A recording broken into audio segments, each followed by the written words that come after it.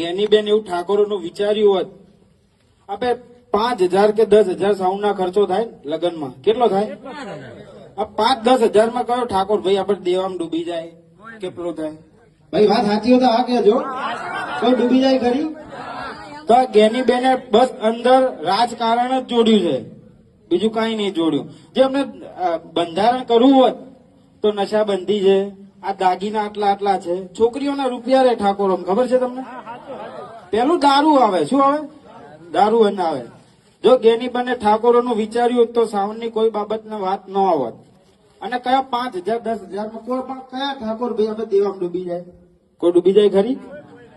તો બસ આ રાજકારણ જ જોડેલું છે, બીજું કઈ જ નહીં. જે કાકાએ વાત કરી કે કોંગ્રેસને વોટ ન હાલવા, તો સાચી જ વાત છે. કોંગ્રેસ પહેલાથી ડૂબેલું જ છે ને, છે કે નહીં ડૂબેલું? તો એ હવે આપણને ડૂબાવવા માંગે, ઠાકોર સમાજને ડૂબાવવા માંગે છે.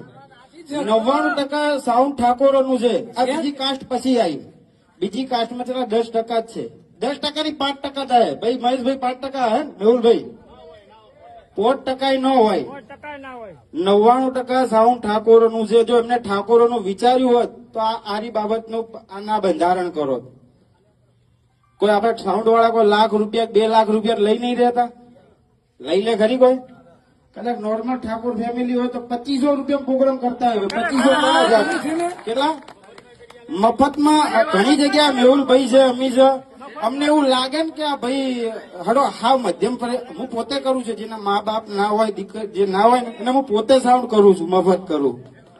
એટલે આપણે જો સાઉન્ડ વાળાના તો મનમાં રામ વસેલા છે, પણ આ રાજકારણીયા છે એકદમ છેલ્લી ક્વોલિટીના. હવે મારી વાત સાંભળો, ચોખ્ખી વાત છે યાર. અને ઘણા આપે છે, આ ઠાકોરના સમૂહ લગ્ન હોય કે કોઈ પણ કાસ્ટના સમૂહ તો કોઈ પણ ઠાકોર આગેવાન સાઉન્ડ વાળો હોય તો સમાજમાં આપે છે સેવા. કેમ નહીં આપતા? તમે બધે નહીં આપેલી? આપેલી છે. હા ભાઈએ જો ડીસાથી જ્ઞાનીબેન નું વરઘોડું મફત લાયા, જ્ઞાનીબેન એમના અમે પડ્યા કે નહીં? પડ્યા ને?